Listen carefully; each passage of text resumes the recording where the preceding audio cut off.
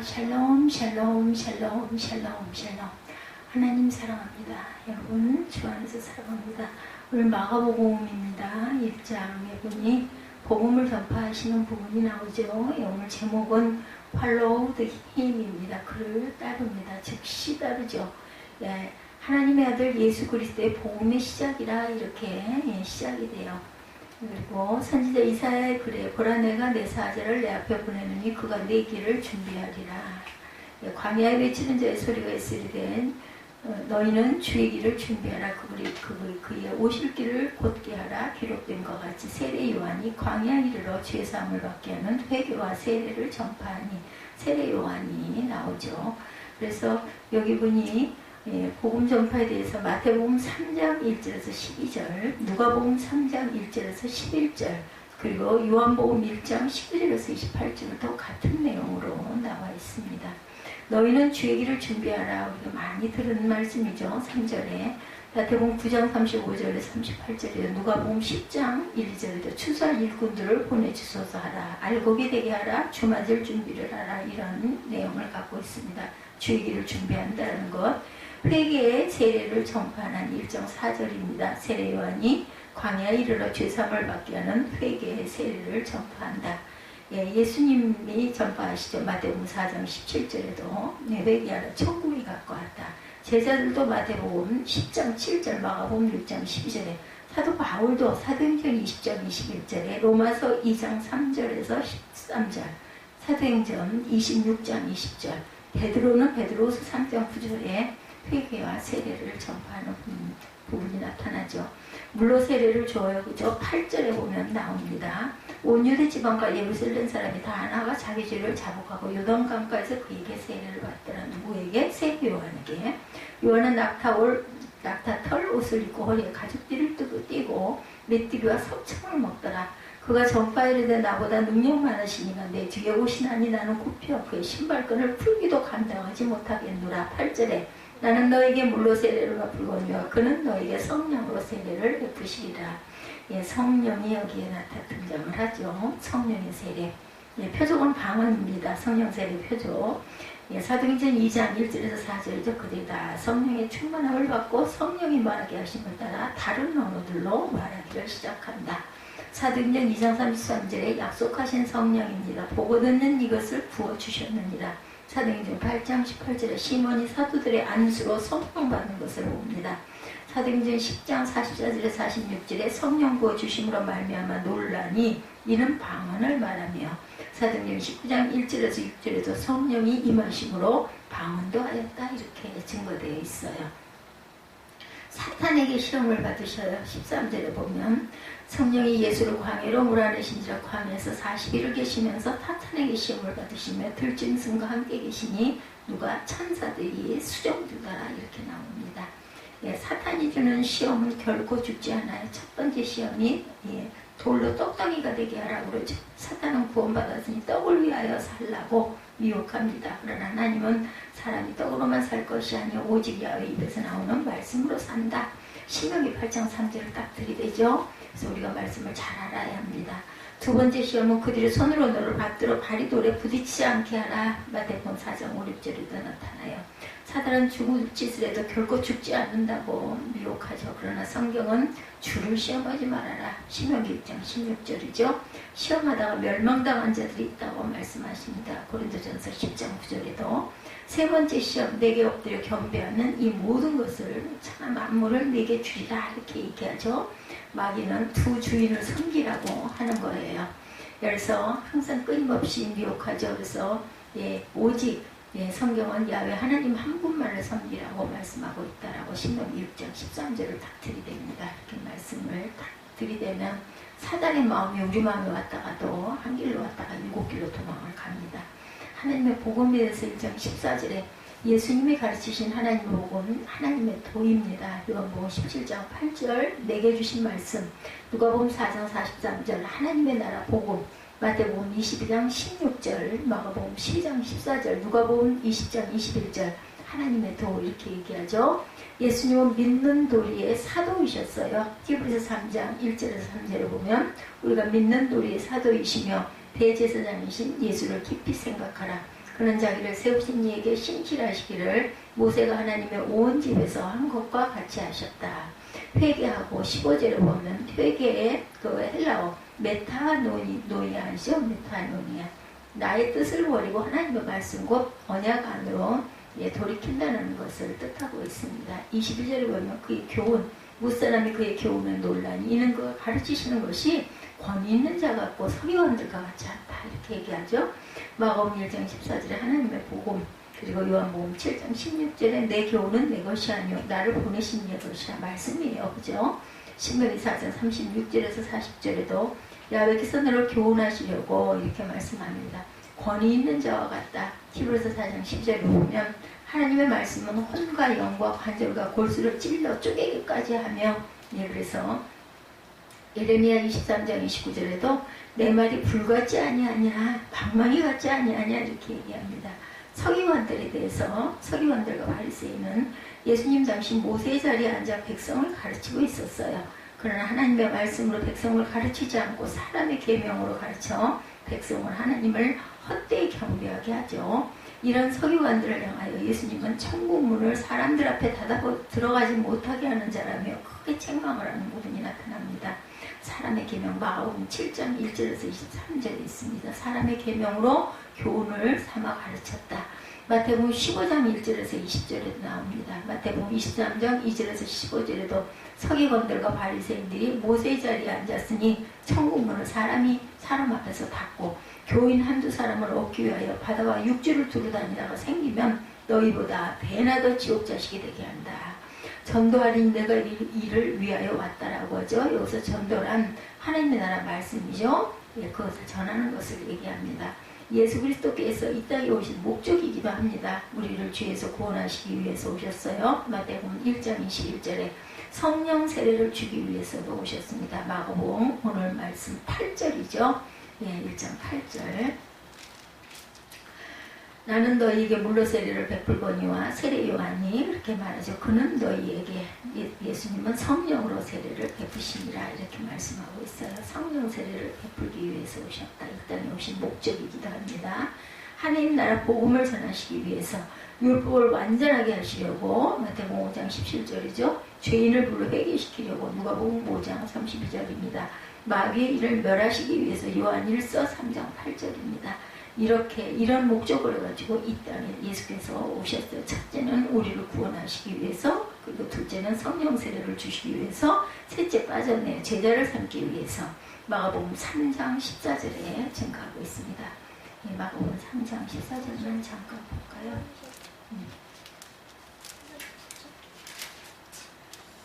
지나가시다가 알페오의 아들 레위 세관에 앉아 있는 것을 마가복음 3장 18절 14절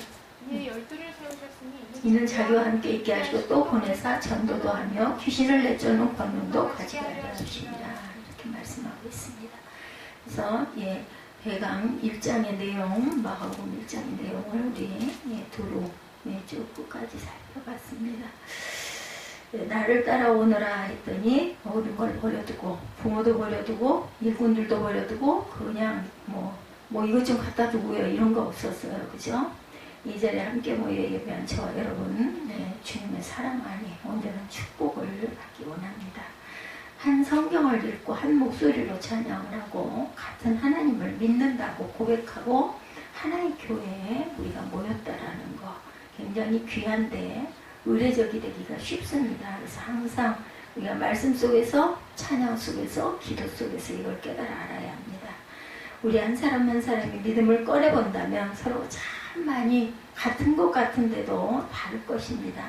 각자 믿기 시작한 이유가 다르고 신앙의 배경이 다릅니다. 그런데 한 공동체, 세빛 공동체다 하면은 공동체 안에는 너무 닮은 꼴들이 많아요. 그죠? 그러다 보니까 또 더 구태의연해질 수 있다는 거 조심해야 합니다. 막 믿기 시작한 분과 평생을 믿어오신 분의 생각이 또한 깊이가 다르겠죠. 하지만 분명한 것은 우리 모두가 하나님의 부르심을 받은 사람들이라는 거예요. 그리고 다 쓸모가 있고 쓸 필요가 있기 때문에 하나님이 부르셨고 부름에 우리가 들렸고 응답을 했다는 것도 우리가 특별하게 특별한 은총을 받았기 때문이라는 거 잊지 마시기 바랍니다. 하나님께서 우리를 한 사람 한 사람 부르시고 모아 놓으셨다라는 거, 소명이라고 하는 말, 하나님의 부르심에 대한 우리의 응답입니다. 부르심에 대답하는 거죠. 부르심에 대해서 우리가 어떻게 응답해야 하는가 하는 질문은 오늘 우리는 어떻게 살아야 하는가 하는 질문과 같습니다. 주님께서 우리를 부르시는 그 음성에 귀를 기울이기 위해서 오늘 말씀의 제목을 나를 따라와라 그랬더니 그냥 그를 따랐더라 이렇게 나오죠. 예수께서 제자들을 처음 부르시는 장면의 말씀입니다. 예수님은 지금 본격적으로 사역을 하시기 위해서 하나님의 나라를 선포하시고 이 땅에 새로운 구원의 역사를 시작하려고 첫 번째 작업으로 제자들을 모으는 일을 합니다. 예수님의 일을 함께할 동지를 모으고 계시다는 거죠. 교회 가서도 마찬가지죠. 같이 서서 은혜를 받고 그 공동체 안에서 또 각각의 할 일들이 있어요. 그냥 와서 예배만 드리고 그냥 가는 게 예수를 믿는 게 아닙니다. 그럼 내가 하나님 부르심에 부흥해서 부름을 받았으니 은혜를 받았으니 나는 무엇으로 하나님 갚을까요? 이렇게 기도하고 나는 그럼 이런 쪽에 일에 재능이 있으니까 저는 이걸 하겠습니다. 저는 이런 거 저런 거 다 그만두고 그냥 몸으로 봉사하겠습니다. 저는 말씀을 가르치겠습니다. 뭐 이렇게 해가지고 하죠. 물질을 또한 섬기겠습니다. 이런 식으로 각각의 몫이 있기 때문에 한다라는 거. 그렇기 때문에 교회 나오면 나는 무엇을 할까 이걸 생각할지 은혜를 받으면 그걸 생각해야 된다는 거죠. 이런 어마어마한 일을 함께할 동지를 찾기 위해 갈릴리로 가셨어요. 갈릴리는 이방인의 도시라는 뜻을 가지고 있습니다. 갈릴리라는 뜻. 그만큼 이방인들이 많이 살고 있고 그리고 그 이방인들의 그 뒷일을 하고 가난하고 억울하고 고된 삶을 살아가야만 하는 이스라엘의 가장 편두리 지역, 그것이 갈릴리예요. 그 갈릴리 호수에서 예수님은 어부들을 만납니다. 그리고 그들을 부르십니다. 왜 이렇게 참 가난한 곳에 가셔가지고 그들을 부르셨을까요? 예수께서 그들을 만난 맨 처음 하신 말씀은 팔로우미였어요. 나를 따라오라. 이 말씀은 정말 카리스마가 넘치죠. 다른 말이 필요 없어요. 여러분 뭐 내가 뭘 해야 되고 어떻게 하니까 나를 좀 따라갈래 이게 아니에요. 그냥 무조건 나를 따르라. 그냥 끝나는 거죠. 전쟁을 하러 가는 장군이 자신의 병사들에게 하는 말. 많은 성경학자들은 나를 따라오너라 팔로미라는 이 말씀에서 바로 그런 비장한 분위기를 읽었다고 합니다. 난 잠깐 따라오는 것이 아니라 목숨을 건 싸움에 나가는 비장한 병사들의 심정으로 장군을 따라가는 따름이라는 거예요. 예수님은 군인들이 아닌 어부들에게 이렇게 비장하고 심각한 팔로미 했어요. 그랬더니 팔로히 임했다는 거죠. 어부들을 보자마자 팔로미 자신을 따라오라. 예수님은 그 이 어부의 무엇을 보시고 이 사람들을 부르셨을까요? 과연 얼마나 잘할 줄을 아시고 부르셨을까요? 아니면은 상관없이 부르셨을까요? 그죠? 왜냐하면 무엇도 능치 못함이 없는 예수님은 하나님이시니까 어떤 녀석을 불러도 내가 순종시킬 수 있다 이런 마음을 갖고 나를 따라오라 하신 건 아닐까.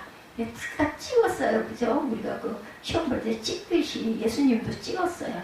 이 어부들은 그저 갈릴리 호수 근방에 흔하고 흔한 어부예요. 특별한 재능을 가진 것도 없고 어떤 준비도 없던 그냥 무심히 어떤 날 벼랑간에 갑자기 차출을 당한 거죠. 예수님은 지나가다 만난 베드로와 안드레에게 야고보와 요한에게 툭 던지듯 팔로미 한 거예요. 누가 거기에 있었더라도 예수께서 아마 그를 부르셨을 거예요. 그 말은 예수님은 예수님 앞에 있는 모든 이들 바로 오늘을 살아가는 우리에게도 여전히 나를 따라오너라 이렇게 말씀하실 거라는 거예요. 특별한 사람, 예쁜 사람, 지혜로워 보이는 사람, 힘센 사람 이런 사람을 뽑은 게 아니야. 그냥 보이는 대로 너나 따라와 이렇게 하셨고 바로 따라 나서는 거죠. 우리를 부르실 때 누군가는 응답하고 또 누군가는 무시하기도 합니다. 나를 따르라는 요청은 결단을 요구한다라는 것. 많은 것을 포기해야 하고 많은 것을 또한 감당해야 합니다. 내가 누릴 것들을 포기하고 내게 뭐가 따라요? 의무가 따른다는 거 참 무겁죠. 싫죠. 그런데도 예수님의 그 말씀에 아무도 그저 거기다 토를 나는 일이 없이 무조건 따라 나서는 거죠. 배를 버리고 그물을 버리고 그들의 삶의 터전과 가족과 친척을 떠나야 했습니다. 나를 따르라는 말은 우리 삶의 방향을 수정하라는 뜻을 갖고 있습니다. 영적인 의미로 나 가던 길을 멈추고 이젠 나를 따라와. 너 하던 거 그거 놓고 나 따라와. 뭐 다른 이유가 필요가 없는 거죠. 예수를 따른다는 것은 단순히 예수님 이름을 부르면서 나들이 하듯이 가벼운 마음으로 취미생활하듯이 따라갈 수 있는 게 아니라는 거예요. 그러니까 세상 사람들이 예수 믿는 거하고 실제는 너무나 많이 다른 거죠. 그냥 뭐 교회 나가면은 잘 된대, 뭐가 잘 된대, 부자가 된대, 뭐 이런 말 때문에 그래 한번 가볼까 하고 와서 앉았는데 예수님의 부름은 그런 뜻이 아니라는 거예요. 할 일이 있어서 내가 포기할 것들이 이제는 일상의 모든 거를 좀 다 뒤로 미뤄라. 맨 앞에 뭐가 있어요? 예배가 있어요. 하나님을 바라보는 것이 있다라는 이야기죠. 성전이 있다라는 말씀입니다. 예수님을 따른다는 우리들은 일주일 내내 자신의 길을 걸어가다가 주일이 돼서 문득 내가 예수 믿지? 교회 가야지? 그게 아니라는 거죠. 자신의 존재를 걸고 모든 것을 버리고 주님을 따르는 제자들과 도저히 같은 길을 간다고 말하기는 굉장히 부끄럽지만 예수를 따른다는 말은 예수님이 사셨던 것처럼 우리도 그렇게 살겠다는 결단이라는 거죠. 한번 해보겠습니다. 저도 할 겁니다. 제가 제 방향을 그리 바꿔서 이제는 다른 곳을 바라보지 않고 주님만 바라보겠습니다. 라는 결단이라는 겁니다. 예수님과 같은 방식으로 나는 살겠습니다. 가치관도 예수님을 닮아가겠습니다. 예수님은 나의 모델입니다. 이렇게 고백하는 거예요. 예수님이 사랑하듯이 우리도 그렇게 사랑하겠다라는 거예요. 예수님이 믿듯이 그렇게 우리도 믿겠다라는 겁니다. 더 나아가 예수님께서 지셨던 십자가를 우리도 나의 십자가를 지고 주님 뒤를 따르겠습니다. 그 길을 걸어가겠습니다. 좁은 길로 가겠습니다. 이런 결단입니다. 우리가 포기한 것은 무엇이고 우리가 가기로 한 길은 무엇일까요? 우리는 과연 지금 예수님을 잘 따라가고 계십니까? 생각해 봐야 되겠죠? 기왕 가는 것 조금이라도 예수님을 따라가 봐야 하지 않겠습니까? 온전하게, 이왕이면 온전하게, 그죠? 예수님이라면 어떻게 하셨을까? 우리가 일상에서 어떤 문제를 부딪혔을 때 이렇게 좀 생각을 해봐야 되지 않겠냐는 거예요. 어떤 문제에 부딪혔을 때 나도 예수님처럼 생각을 한번 해봐야 되지 않겠는가? 그냥 무심히 다 그런 거지 뭐 어떻게 사는 게 어떻게 꼭 그렇게 예배대로 성경대로 그렇게 살 수가 있어. 그냥 말씀은 말씀이고 사는 건 사는 거지. 그런 식으로 살아가지고는 우리가 세상에서 살아남을 수가 없잖아. 맨날 손해만 보고 살잖아. 이렇게 얘기해서는 안 된다는 거죠. 예수님이라면 어떻게 하셨을까를 항상 생각을 해야 합니다. 만약에 예수님이시라면 지금 어떤 선택을 하셨을까? 예수님이시라면 지금 어디로 가셨을까? 끊임없이 질문하고 확인하며 가야만 하는 거죠. 길을 잃어버리지 않기 위해서이기도 합니다. 실족하지 않기 위해서 우리 기도를 한다는 게 바로 그건 거예요. 내가 오늘 어떻게 살았나? 아니면 나는 어떻게 오늘 시간들을 어떻게 쓸 것인가? 물론 각자의 계획들이 있어요. 근데 그 계획 안에 예수께서 함께 하시나? 예수님이 기뻐하시는 일일까? 이걸 늘 생각할 줄 알아야 된다. 주님의 부르심을 잊지 않기 위해서도 실족하지 않기 위해서도 항상 주님을 찾고 불러야 합니다. 나를 따라오너라 라고 말씀하신 이후에 이어서 제자들에게 하신 말씀은 내가 너희를 사람을 낚는 어부가 되게 하겠다라고 말씀합니다. 이 말씀은 보통 제자들은 사람들에게 복음을 전하고 전도하는 사람으로 부르셨다는 말로 해석을 하죠.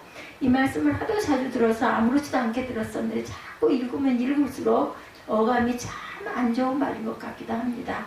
사람을 낚는 어부라니요. 그죠? 뭘 낚기는. 그죠? 예전에 인터넷에서 본 그림 중에 그런 그림이 있었어요. 사람을 낚는다는 말은 적어도 요즘에는 썩 좋은 느낌의 말이 아닌 듯하다.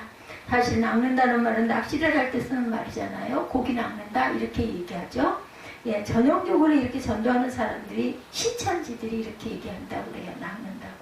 신천지가 혹시 말씀에 영향을 받아서 그런 미혹으로 포장된 거짓말, 그럴듯한 말, 그죠? 성경 구절하고 똑같이 전하는데 내용은 다른 거. 그게 바로 신천지. 그래서 이름이 신천지인가 봐요. 그 신천지. 그죠? 새로운 천지. 신천지가 혹시 말씀에 영향을 받아 미혹으로 포장된 거짓말 전도를 하는가 하는 생각도 듭니다.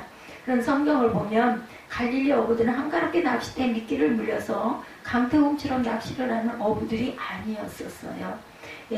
그들은 밤새 그물을 던지고 낮에는 그물을 수선하는 아주 전형적인 직업 어부들. 그걸로 밥을 먹어야 돼. 밤새도록 왜 그물을 던지겠어요? 고기가 일찍 많이 잡혔으면 밤새도록 그물을 던질 리가 없겠죠. 잘 안 잡히니까 그렇게 정말 가난한 동네라고 아까 나왔죠. 갈릴리라는 뜻은 아주 비천한 동네.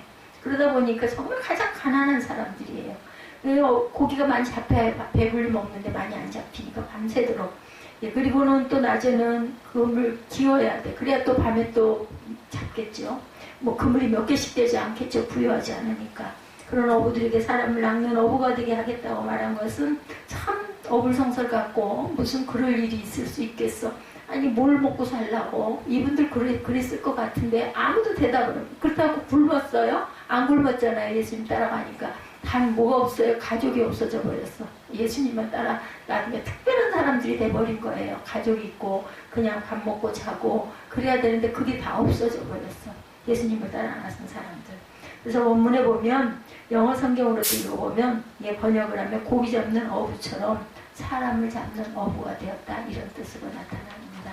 사람 잡는 어부예요. 사람 잡는 어부. 사람을 낚는 어부보다 사람 잡는 어부란 말이 느낌이 더 안 좋죠. 사람 낚는 어부라면 그냥 물고기 낚듯이 낚았다라고 하는데 성경을 번역한 학자들이 얼마나 고민을 했겠습니까? 참 어려움이 많았을 것 같아요. 그걸 바꿔서 편집을 하면서 정말 성경을 깊이 알 수 있었지 않았을까. 저는 제가 그렇거든요. 어떤 말씀을 이렇게 읽고 이렇게 말씀 정리를 할 때 보다 보면 그게 쫙 깨져서 난 기억력이 약한 게 문제인데 그렇게 해서 이해가 되면 그렇구나. 그래서 듣는 사람 다르고 설교하는 사람 다르고 다릅니다. 이렇게 어떤 그 번역을 하는 사람은 또 나름 다른 거예요. 저는 아무리 생각해도 에스더가 영어를 좋아하고 어린 날부터 그걸 그렇게 즐겨하고 그리고 이 길을 가고 있는 게 저는 예사롭게 보이지가 않습니다. 빛이 없는데 빛이 없고 너무나 힘들고 공부하기만 한데 도대체 쉴 틈도 없고 사람 정말 가정생활도 해야 되고 교회도 가깝지도 않은 거리에 교회 일주일에 몇 번씩 와야 되고 학교도 가야 되고 직장도 가야 되고 이 많은 일을 감당할 수 있도록 하시는 하나님, 정말 공부하고 힘든데 그러게요. 그죠? 한 50대쯤 되면 그 이후에는 뭐가 형성이 돼서 있지 않을까. 제가 없을 때 저는 늘 그런 생각이 늘 들어요. 지금 뭐라고 딱 집어 말할 수는 없지만 그냥 보통 일어난 일은 아니라는 거죠. 이 길을 오고 있는 게. 사람들 눈에는 정말 아무것도 아닌 것 같이 보이는 그런 모습이지만 저는 예사롭게 보이지는 않습니다. 성경을 번역한 학자들 고민이 많다라는 거 잊지 마시기 바랍니다. 사람 잡는 어부가 되게 하겠다고 말을 쓸 수가 없으니까 사람 낚는 어부가 된다 이렇게 바꿨다라는 거죠.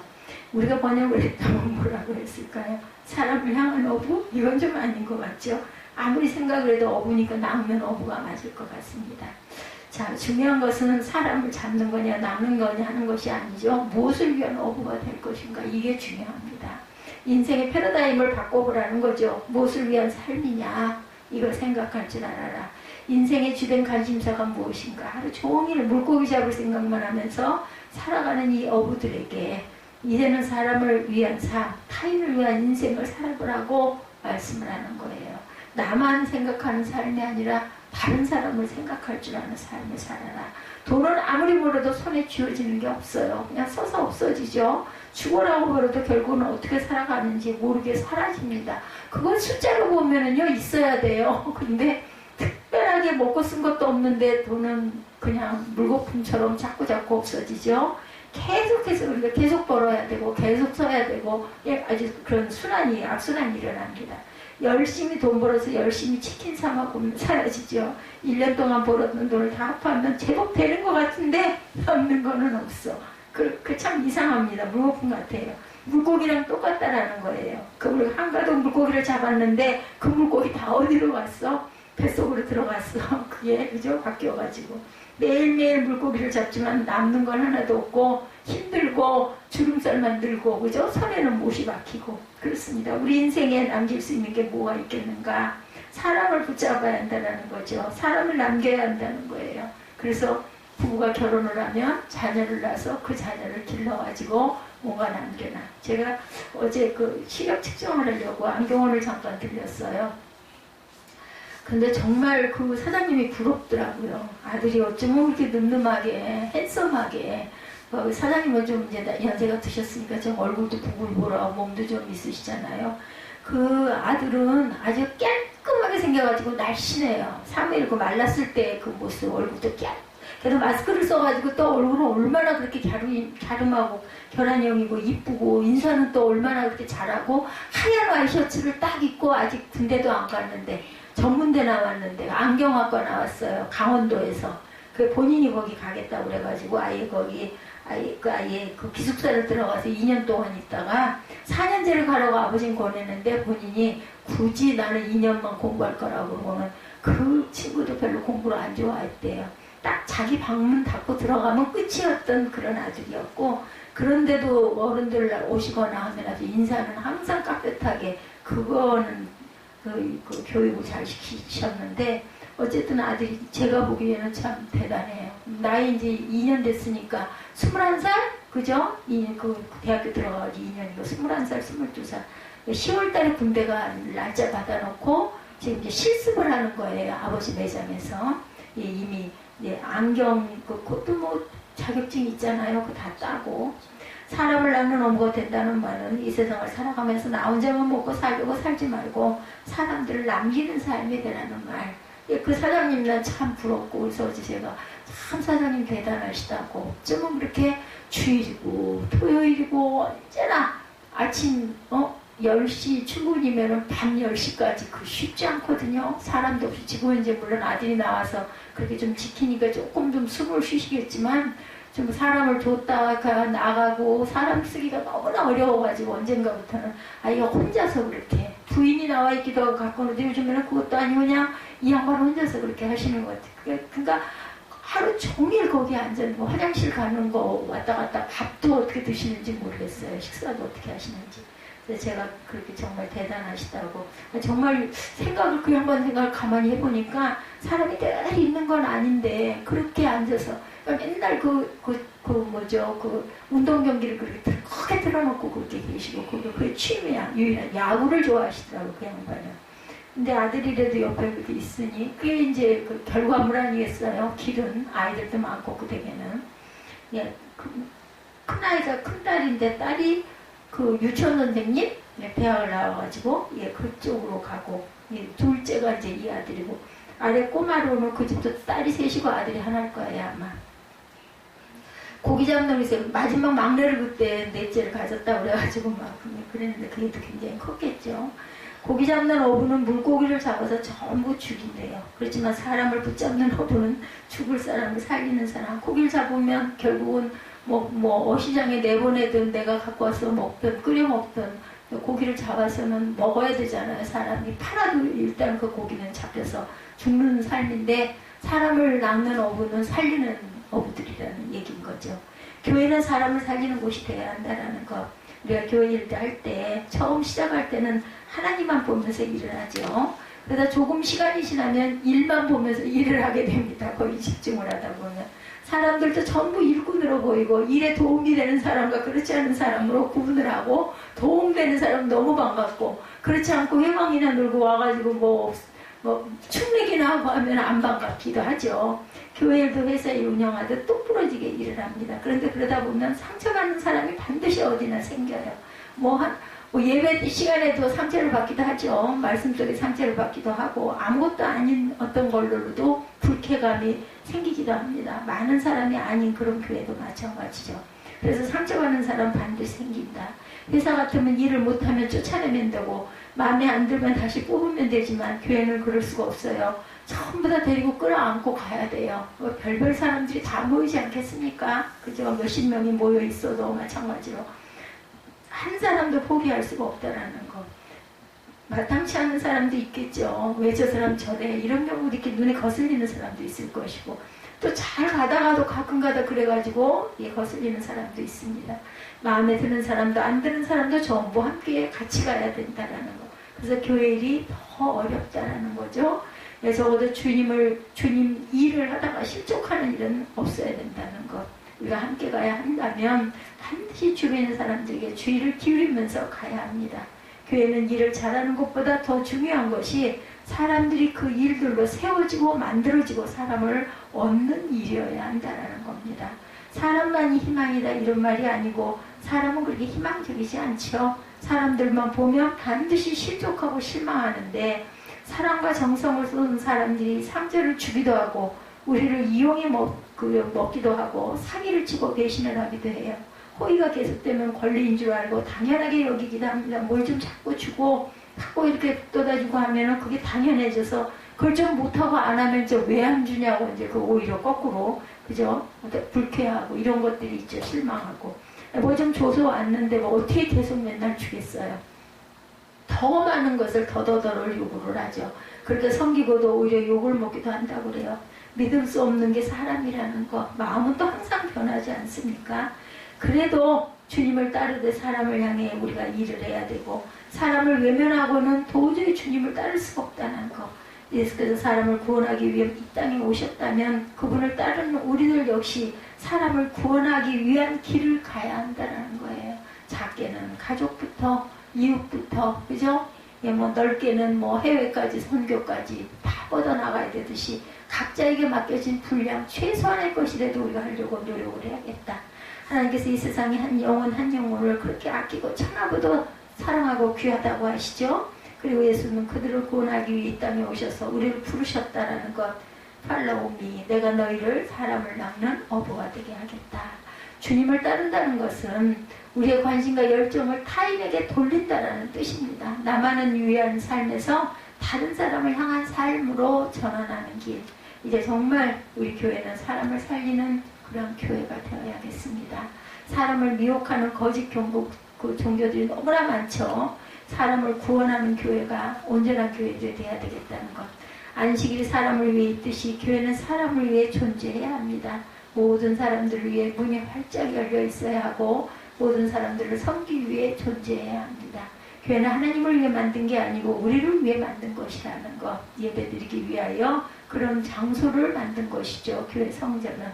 이스라엘 백성들이 성전을 만들 때 하나님께서는 달가워하지 않으셨어요. 그런데도 사람들에게 성전을 만들라고 지시하신 것은 순전히 사람들을 위해서 너희들을 내가 사랑하기 때문에 너희들 그곳에서 예배하고 내 말씀을 잘 듣고 그걸로 인해 은혜를 받아라 해서 주신 게 바로 교회죠.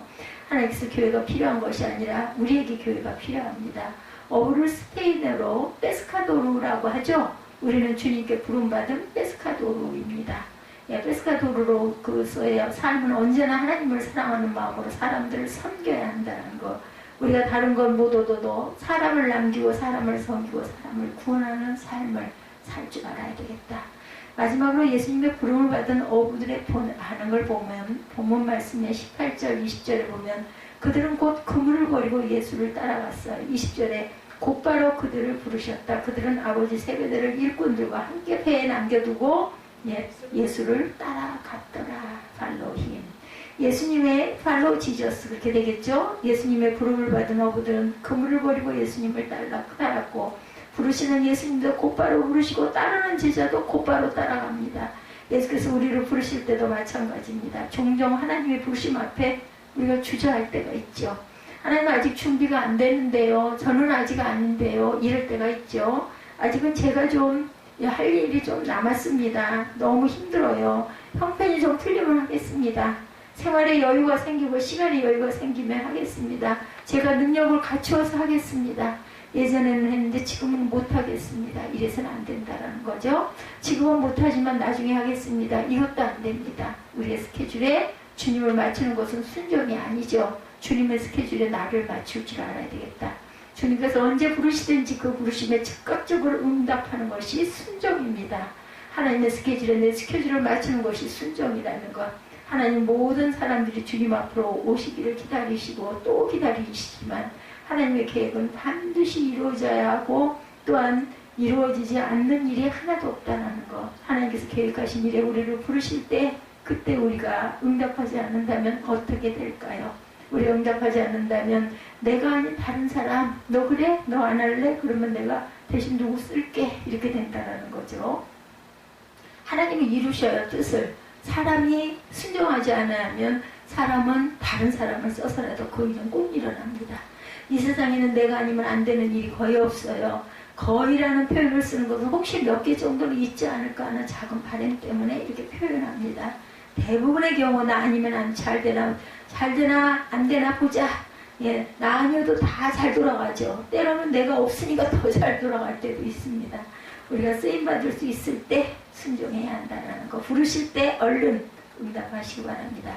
할 수 있을 때 해야 됩니다. 할 수 있거든요. 무슨 말이냐. 믿는 자에게는 능치 못함이 없느니라. 그래, 믿음이 약해서 믿음이 작아서 그래서 뭐 할 수 없다라는 거예요. 그게 문제인 거죠. 우리 믿음이 문제인 거지 할 수 없는 일은 없습니다. 할 수 없는 일을 시키실 리가 없어요. 하나님께서는 예수께서는 아시기 때문에 예수님의 부르심을 받고 즉각적으로 사람을 붙잡는 어부가 되기로 결단했던 제자들은 예수님의 가장 핵심적인 제자가 됐죠. 이 중에도 베드로는 예수님의 수제자가 되고 사도 요한은 예수님의 사랑하는 제자가 됩니다. 이들은 예수님의 12제자 중에서도 가장 핵심 멤버가 되죠. 예수께서 가는 곳이라면 어디든지 이 4명의 제자들은 항상 함께 할 만큼 특별한 제자가 되죠. 수제자입니다. 갈릴리 시골 마을에서 어떻게 살았는지 죽었는지조차 알 수 없게 조용히 왔다가 조용히 사라질 뻔했던 이 어부들이 예수를 따름으로 그들의 인생이 완전히 역전이 되고 바뀌고 그저 수천 년을 내려오는 성경에 기록이 되는 그러한 영광스러운 자리에 앉게 되죠. 권회포 목사님은 부르심은 곧 은총이다 이렇게 말했습니다.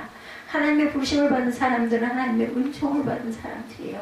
75세의 평범한 할아버지 아브라함은 하나님의 부르심을 받고 복의 근원 아브라함이 되죠. 양치동 목동 다윗은 하나님의 부르심을 받고 이스라엘의 왕이 됩니다. 예수를 만나면 예수를 따르면 인생이 바뀐다라는 것. 예수를 따른다는 것은 달리 말하면 예수님의 인생 앞에 가신다라는 말이에요. 그 뒤를 따르는 거죠. 그분이 앞장서 가시는 길은 내가 계획해서 가는 길과 달라야 합니다. 그게 다른 게 옳은 거죠. 예수처럼 살아가는 것은 우리 같은 평범한 사람은 안 되는 일일까? 과연 그 길은 아득히 멀고 불가능한 일일까요? 당장 예수님처럼 십자가를 메고 죽으라는 말이 아니죠. 뭐 다 순교라는 이야기 아닙니다. 예수님처럼 죽을 만한 용기는 없을지 모르지만 예수님처럼 살아가 봐야 하지 않겠느냐는 거예요. 예수님처럼 사는 삶이란 무엇일까요? 나만을 위한 삶이 아니라 다른 사람을 향한 삶, 다른 사람을 살리는 삶, 누군가에게 복된 소식을 전하는 삶, 누군가에게 전심으로 따뜻한 사람이 되는 인생이 되어야 한다는 것. 그런 사람들은 우리의 생명이 끝나더라도 사람들이 잊을 수 없는 사람이 됩니다. 두고두고 기억하고 사랑하는 사람이 된다는 거죠. 무엇보다 하나님이 그 사람에게 진정한 생명의 멸류관을 주실 줄 믿습니다. 오늘도 주님께서 우리를 부르셔요. 나를 따라오너라. 내가 너희를 사람을 낚는 어부가 되게 하리라. 아멘.